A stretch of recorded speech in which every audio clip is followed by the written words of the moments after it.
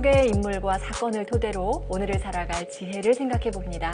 심리로 본 성경과 사람입니다. 교수님 안녕하세요. 네, 안녕하세요. 우리 오랜만이니까 이렇게 네. 시작할까요? 거의 한 두 달 더 된 것 같아요. 네, 오랜만에 뵙습니다. 네. 우리가 구약을 통해서 살펴본 여러 인물들 그리고 우리의 모습 아직도 생생한데 잠깐의 우리가 휴식기를 가졌거든요. 네. 어떻게 지내셨어요? 아팠어요.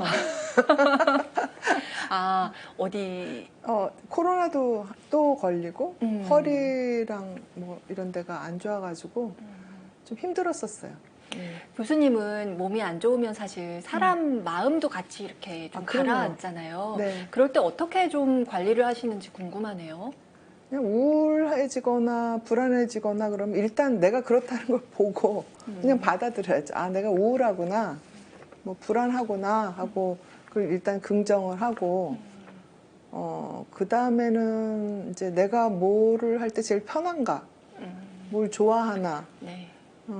지금 뭘 할 수 있는가, 예. 그리고 욕심 안 부리고 좀 작은 것부터 할 수 있는 거 하죠. 근데 그게 좀 시간에 따라 달라지더라고요. 예전에는 아무리 힘들어도 밥은 할 때는 좀 기분이 좋아졌는데 요새는 밥할 때 그렇게 예전처럼 기분이 안 좋아요. 옛날에는 뚝딱 요리도 잘 해내시고 근데 하셨는데. 요새는 냉장고 앞에 문 열고 내가 왜 문을 열었나 그러고 가스레인지 불을 그냥 켜놓고 잊어버린다든가 저도 자주 그래요. 뭘 줄줄 흘린다든가 이런 게 많아지니까 예전처럼 이렇게 상쾌하지 않더라고요. 근데 요번에 아플 때는 누워서 유튜브를 많이 봤어요. 이 성경에 대한 유튜브 네. 강의를 무지하게 봤어요. 그럼 이제 그걸로 무장된 또 더 많은 컨텐츠와 그것들을 우리가 이제 또 다 흡수할 수 있겠네요. 너무 많이 보니까 네. 정신이 없어졌어요. 그래서 지금 굉장히 긴장이 됩니다. 실수할까봐. 교수님도 긴장하실 때가 있군요. 전 항상 긴장해요. 그게 왜 티가 안 날까요? 그게 그것도 긴장한데 네. 우울하니까. 그게 긴장도가 높지만 우울이 좀 눌러주는 것도 있는 그렇죠. 걸까요? 네. 그럼 우울의 장점이 또 있네요. 저는 우울한 게 사람들한테 필요하다고 봐요. 우울하지 않으면 밖에 나가서 사고도 치고 아픈 사람들 마음 몰라줘서 네. 엉뚱한 소리 해서 다른 사람들한테 상처도 주고 또 자기가 할 수 없는 거 막 벌려가지고 네.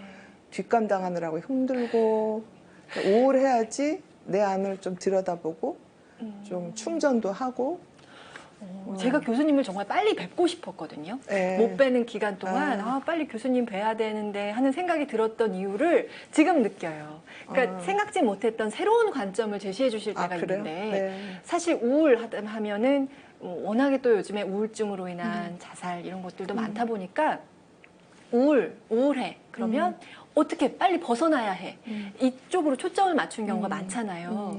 그러면 안 그런데 돼요. 이제 말씀하신 네. 것처럼 우울해도 장점이 있네 라는 생각 처음 들게 하셨고 그 다음에 우울해야 나가서 사고도 안 치고 그러니까 너무 과잉 액티브한 네. 것도 좀 눌러줄 수 네. 있고 이렇게 우울이 지닌 어떤 효용에 대해서 목적성이 있어요.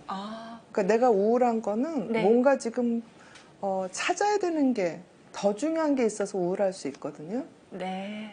그러니까 예컨대 이제 제가 뭐 교수잖아요. 그래서 막 논문도 써야 되고 환자도 많이 봐야 되고 이런 상태인데 우울해지면 또 어디가 아프면 막 돌아다니면서 활동을 못 하잖아요. 그래서 그 대신에 제가 이 성경 때문에 유튜브 강의를 많이 들었단 말이에요.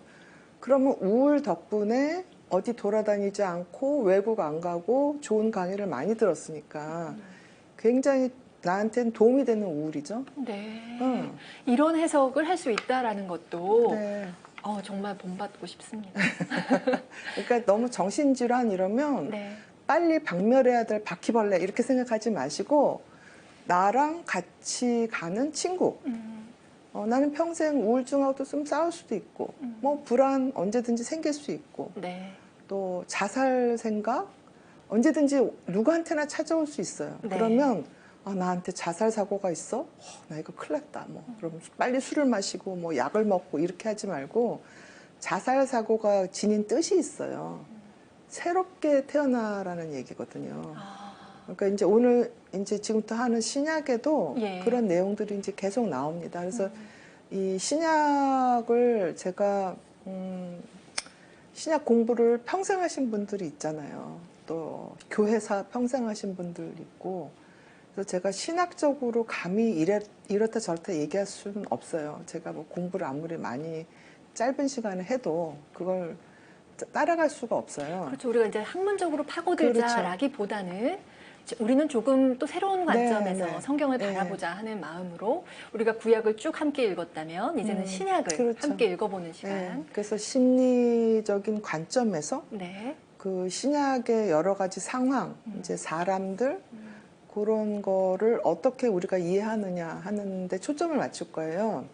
그러니까 이제 성경을 볼 때 사람들은 자기가 가지고 있는 어떤 도구, 관점, 입장에 따라서 다 다르게 해석을 합니다. 네. 그러니까 교회사적인 관점, 뭐 역사적인 관점을 가진 사람은 역사 속의 예수에 대해서 얘기를 할 거고, 또 자기가 신화에 대해서 관심이 있다 그러면 신화화된 예수 이미지에 대해서 얘기를 할 거고, 그렇죠. 그 다음에 뭐 사회학이라든지 정치라든지 뭐 지리학이라든지 이런 식의 인문과학, 사회과학적인 관점에서 보면 또 예수님이 갖고 있는 여러 가지 그런 사회학적, 지정학적인 의미들이 많아요. 그걸 볼 거고, 또 신앙을 가진 입장에서 보면은 신앙을 깊게 하는 의미로 볼 거고. 네. 그래서 좀 비유를 하자면 우리가 코끼리가 있잖아요. 장님이죠, 우리는. 그래서 어떤 사람은 코끼리 다리를 만지면서 코끼리는 기둥이야.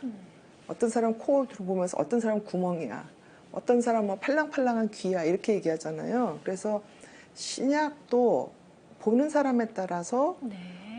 전혀 다르게 느껴질 수가 있어요. 그래서 제가 얘기하는 걸 보고 뭐 어떤 분들은 그 거짓말이야. 뭐 어떻게 그렇게 해석을 해? 뭐 이렇게 야단치실 수도 있는데요. 이제 저는 제가 오늘부터 이제 얘기하는 거를 해석이라고 생각을 안 합니다. 해석도 아니고 주석도 아니고 이건 이렇다 하고 설명도 아니고 그럼 어떻게 표현하시겠어요? 나라는 개인적인 이남이라는 사람이 성경을 읽으면서 무슨 체험을 했는가. 네. 나의 주관적인 체험인 거죠. 네. 근데 이제 나라는 이 개인은 이제 진짜 다른 거 다 없는 개인도 있지만 뭐 정신과 의사로서의 개인도 있고 뭐 할머니라는 사람으로서 뭐 아내라는 사람으로서 또 이 땅의 여성으로서 뭐 여러 가지 의미가 있잖아요. 그런 그렇죠.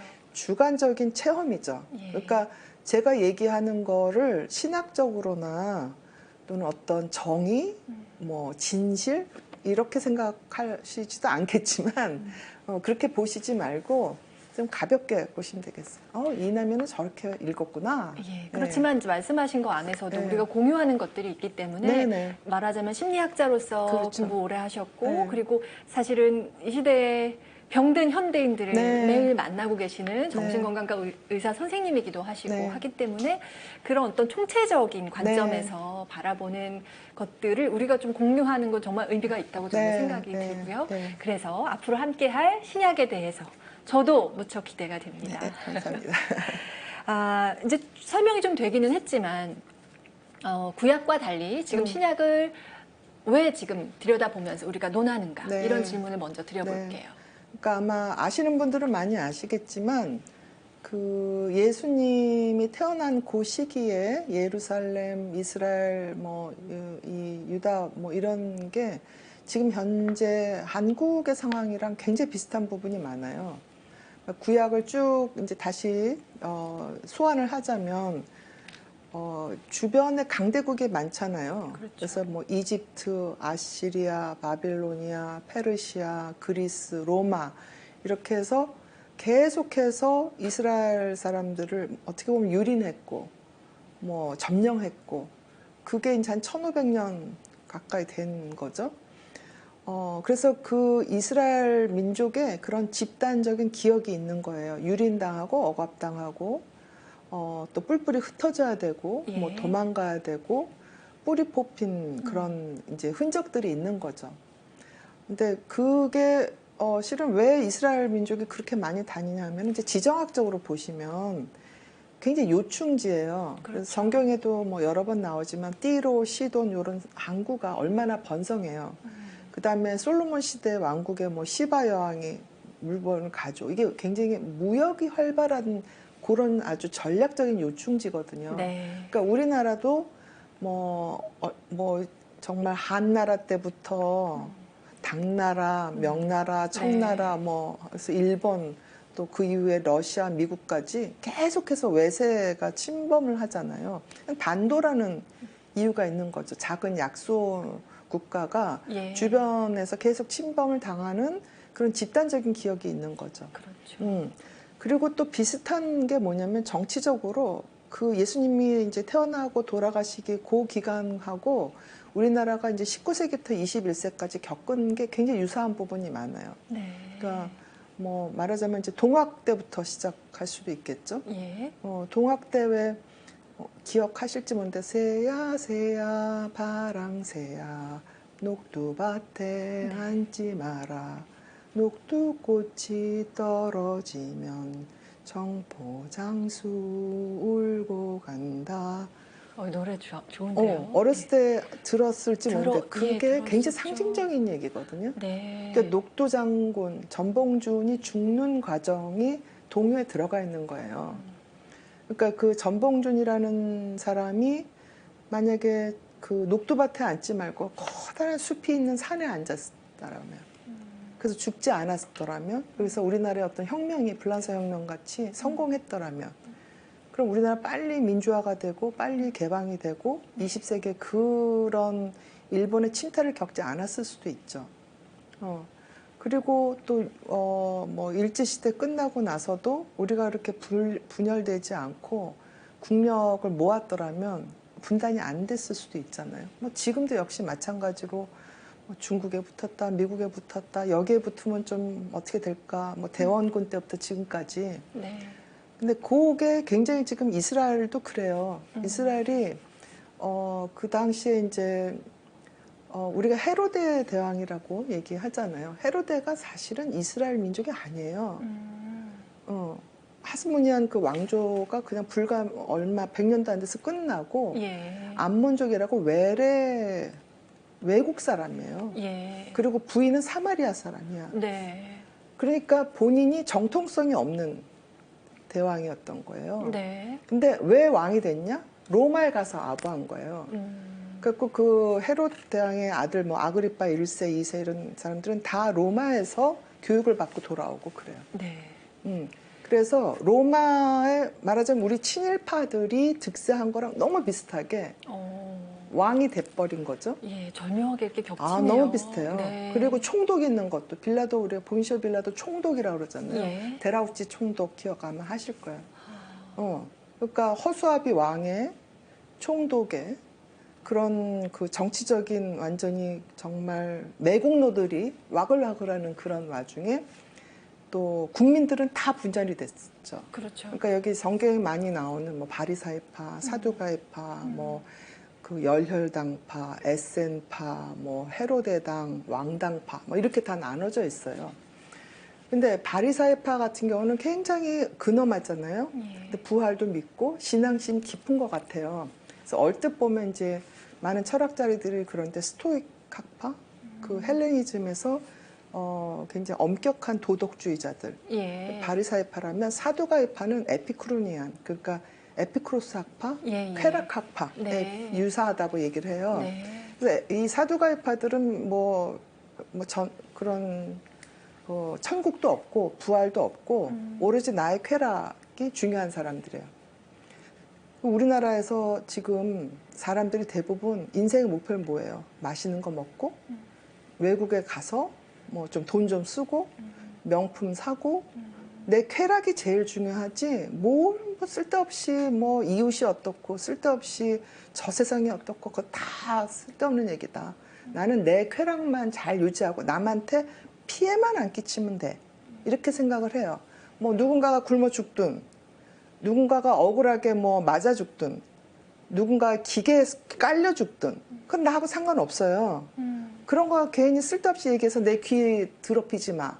그게 이제 에피쿠로스 학파죠. 그게 이제 사두가이파입니다. 또 한쪽으로는 그 열성파가 있어요. 유다 이스카리옷. 그래서 혁명을 일으켜서 뭐 테러를 해서 어떻게든 정권을 뭐 해가지고 세상을 뒤집어 놓으면 근데 사실 세상을 뒤집어 놓는다고 하면서 본인들이 더 또 굉장히 폭력적인 일들을 하거나 그런 경우가 있어요. 그게 이제 젤롯당이라 해서 열혈당파죠. 그다음에 이제 헤로데파 같은 경우는 이제 친일파, 친미파 뭐 이런 식으로 네. 이제 국가를 팔아먹으려고 하는 그런 사람들이 있는 거죠. 그러니까 거의 비슷한 거예요.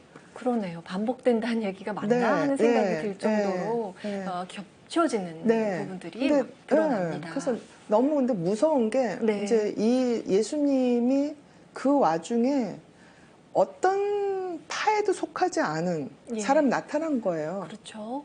그 나타나가지고 다들 야단을 친 거예요. 성전 더럽히지 말고 네. 그런 식으로 싸우지 말고 그렇게 권력 싸움 하지 말고 정말 그 전까지는 듣도 못한 얘기를 한 거예요. 그러니까 사람들이 그걸 받아들이질 못하잖아요. 그래서 결국에는 십자가에 매달게 그 다음에 일어난 게 뭐냐면 이제 유다 대2전쟁이 일어나면서 국가가 붕괴돼서 대부분의 이스라엘 사람들이 전 세계로 흩어져 버리죠. 네. 죽거나 쫓겨난 거예요. 네. 그럼 지금 우리나라가 어떻게 하고 있느냐? 우리나라가 현명하게 하고 있느냐? 아니면 전쟁 일으켜서 네. 우크라이나처럼 쑥대밭을 만들어서 이스라엘 사람처럼 전 세계로 흩어지느냐? 우리가 일제시대 때 그렇게 흩어졌거든요. 예. 흩어져서 저쪽 뭐 카자흐스탄 뭐 이런 데까지 갔잖아요. 그렇죠. 그런 일이 또 일어나지 말라는 법이 없거든요. 네. 그래서 이제 지금 성경을 보는 거를 물론 나의 신앙심을 뭐 깊게 해서 아름답게 곱게 하느님과 만나서 뭐 천국에 가고 이런 거 목표로 삼을 수도 있어요. 우리 가족 뭐 이번에 수능 시험 잘 보고 뭐 입학 시험 잘 보고 뭐 입사 시험 이런 거 좋아요. 좋은데 전체적으로 이렇게 큰 그림을 보자면 이렇게 평화로운 시기가 과연 진짜 평화인가? 우리가 뭐 큰 거를 놓치고 있는 건 아닌가? 네. 우리가 이스라엘 사람들 참 바보라고 손가락질하고 19세기, 20세기 때 한국 사람들 보고 참 미련하다고 손가락질 하면서 지금 우리가 그 사람들보다 더 지혜로운가? 정말 물음표가 생기죠. 네, 댓글 예. 한번 보세요. 지혜롭지 않아요. 네. 그 십자가에 못 박아라 그러고 소리 치는 사람보다 더 잔인한 댓글들 많아요. 가장 많이 나오는 단어 중에 하나가 사형이에요. 사형시켜라. 저는 그거 볼 때마다 사형시켜라 하는 그 예수님을 사형시켜라 하는 그 소리가 들려요. 물론 죄인들한테 하는 거 알지만 죄인들한테만 하는 게 아니라 자기와 이데올로기가 다르다든가 뭐 자기와 믿음이 다르다든가 뭐 인종이 다르다든가 상황이 다르다든가 그럼 무조건 사형시키래요. 지금 너무 극단적이고 네. 파괴적인. 그러니까 그게 일반 사람들이 그러는 거를 누가 부추기냐? 저 같은 엘리트들이 부추기는 거예요. 정치 엘리트, 교육 엘리트, 매스미디어 엘리트, 소위 말하는 파워 엘리트들이 부추겨요. 교묘하게. 그러니까 그 트럼프 같은 사람들이 그 말을 보면 그 말 때문에 국회의사당 가서 사람도 죽였잖아요. 그렇잖아요. 미국에서 의회에 들어가서 여러 명 죽였죠. 그러니까 엘리트가 한마디 잘못하면 사람들 사이에 혐오와 증오가 막 증폭이 되는 거예요. 그 히틀러가 그렇게 했고 무솔리니가 그렇게 했단 말이죠. 그렇죠. 근데 지금 우리가 네. 그러고 있는 게 아닌가. 그럼 결국 자해거든요. 그렇죠. 예. 그러니까 성경을 좀 보고 우리 카톨릭 신자만이라도 네. 좀 중심을 잡고 맞습니다. 혐오와 증오와 반복과 분열의 시기가 아니라 화합과 사랑과 용서의 시대로 바꿔놔야 될 그 의무가 있거든요. 맞습니다. 예. 네. 그러려면 예수님이 어떻게 했어요? 그냥 이념을 얘기하지 않았어요. 그러니까 뭐 열혈당파도 안 들었고 왕당파도 안 들었고 헤로데파도 바리사이파 사두가 아무 편도 안 들었어요. 맞습니다. 예. 카톨릭이 해야 될 일이라고 저는 봐요. 우리나라에서 할 사람이 없어요. 그 말씀하신 것처럼 사실 이제 성경 많이 읽으신 분들은 정말 또 열심히 읽기도 하셨고 하지만은 우리가 다시 한번 좀 들여다보자라는 의미가 이런 관점에서 우리가 지금 경험하고 있는 이제 정치적인 상황뿐만 아니라 이거 세기말이다라고 얘기하는 네. 게 온갖 자연재해가 네. 홍수가 나거나 뭐 그렇죠. 극심한 가뭄이 생기거나 너무나 사실은 힘든 상황들이 반복적으로 일어나고 최근에 또 코로나 때문에 그렇죠. 예, 힘들기도 네. 하셨고 이런 전염병이며 이런 게 네. 그 시대랑 또 겹쳐지는 게 그럼요. 또 너무나 많이 네. 느껴지더라고요. 그럼요. 성경에 아마 기억나실 거예요. 지진이 일어났었잖아요. 네, 예수님 돌아가시는 그 시기에 지진도 있었고 일식도 있었고 네, 그다음에 이제 그 성경에는 이제 나병이라고 표현을 했는데 전염성 피부병인 거죠. 그 중에는 아마 나병도 있지만 다른 피부병도 있었던 거죠. 그건 전염병이거든요. 그러니까 그런 게 창궐해서 사람들이 살기가 너무 힘들었던 거예요.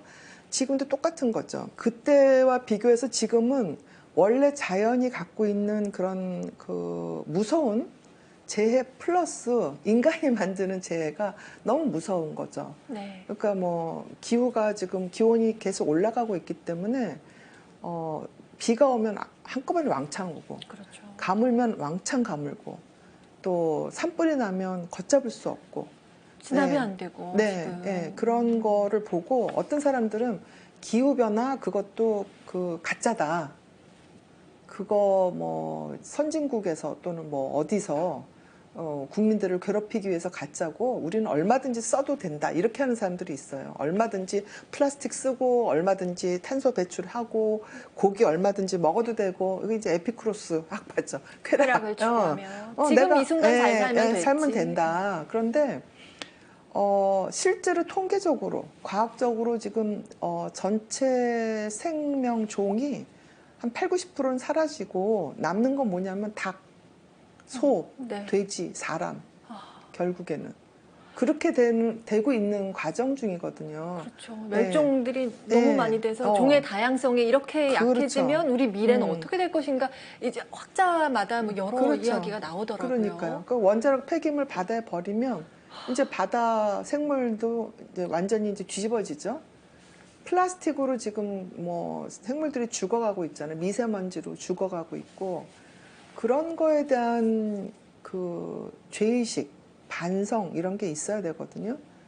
근데 나 하나 먹고 살다가 행복하게 죽으면 고만이다 라는 생각들을 우리 같은 기성세대가 하면 젊은 세대들은 미래가 없기 때문에 애를 낳지 않아요.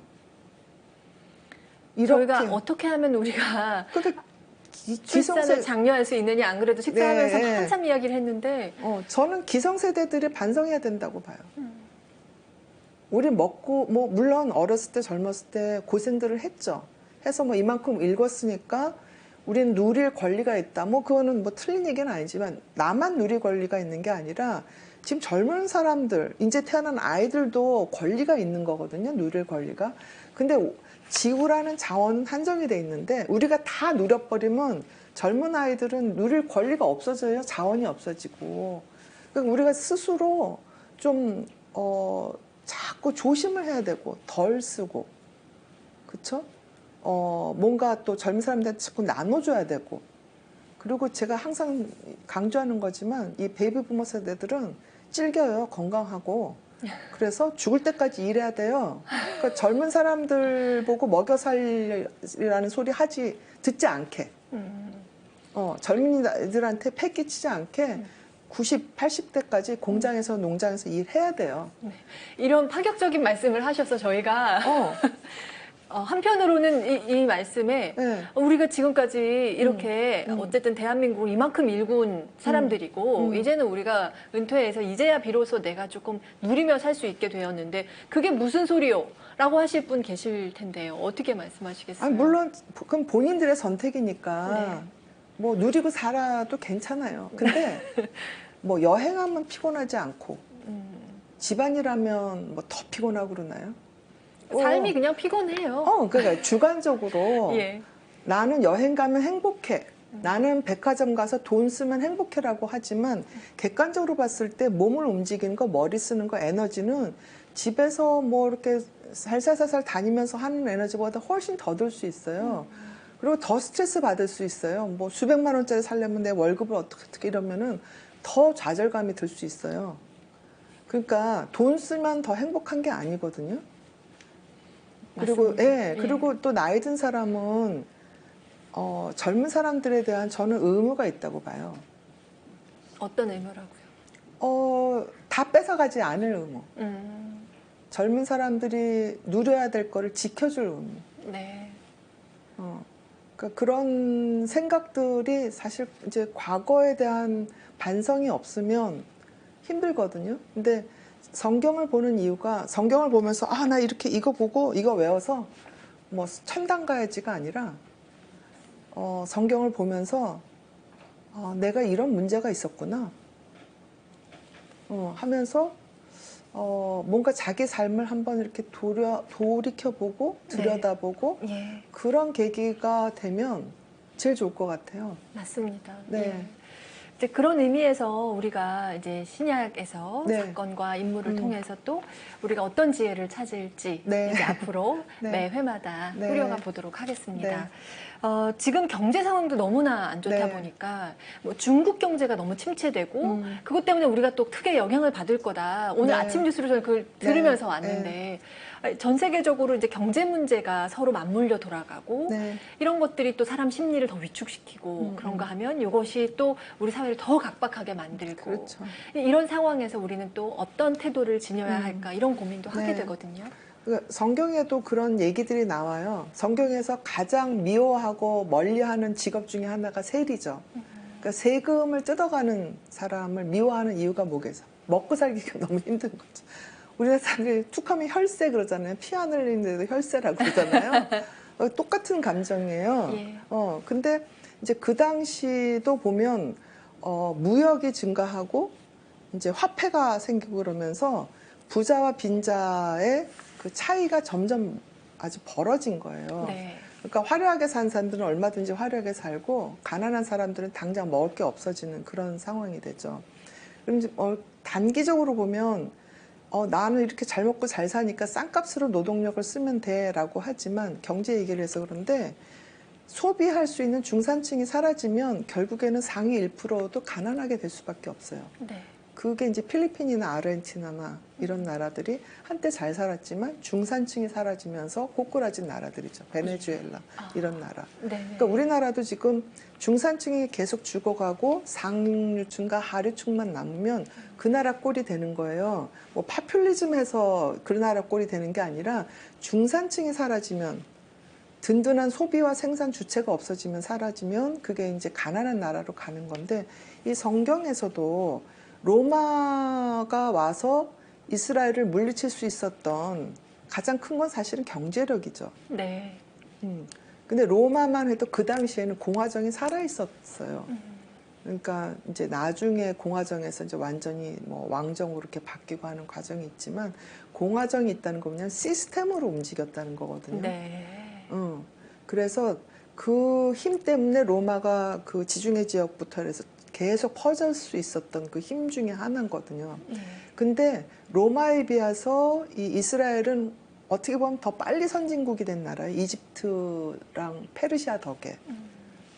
그래서 여기는 이미 이제 부패가 시작이 이제 걷잡을 수 없이 된 거죠. 네. 그러니까 성전 안에는 어마어마한 보물이 들어 있고 그 왕족들 또 그 귀족들은 굉장한 부를 다 가지고 있고.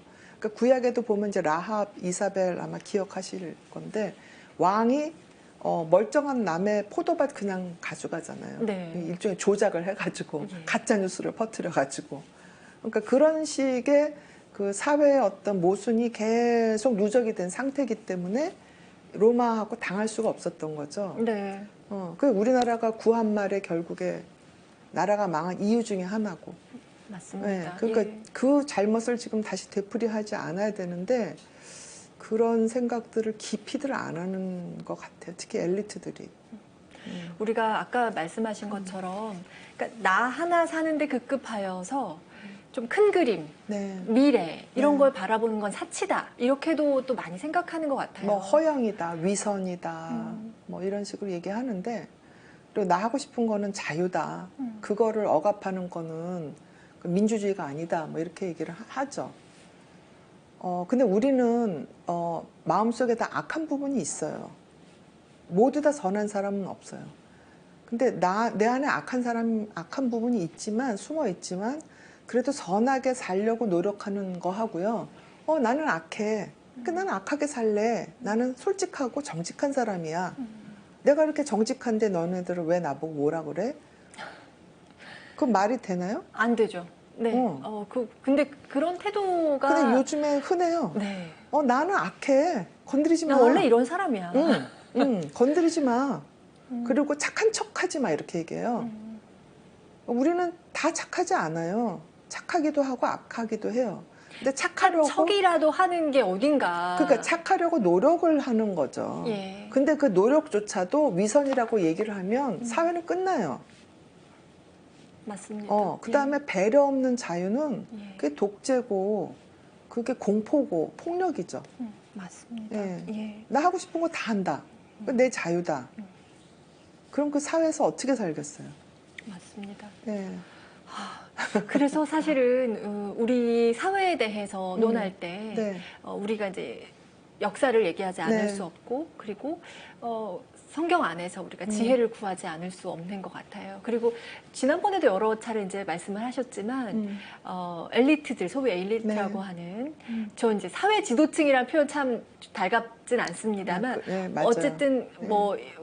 어쨌든 따를 사람들이 많은 누군가가 있다면 그 사람이 더 빨리 깨우쳐서 행동을 바꿔준다면 그를 따르는 사람들이 따라갈 수 있을 텐데. 그게 어려워요. 네. 왜 그러냐면 이제 예. 그 아마 페르소나라는 얘기 들어봤죠. 가면. 네. 그러니까 내가 예컨대 무슨 장을 하고 있잖아요. 뭐 그게 시장이든 뭐 청장이든 뭐 대통령이든. 네. 그러면 그 가면하고 나는 전혀 별개라고 생각을 해야 되는데 어느 시점부터 그 가면이 곧 나라고 생각을 해요. 내 정체성을 만들어 버리죠. 네. 그러니까 내가 뭐 시장인데 청장인데 대통령인데 난 이거 다 할 수 있어.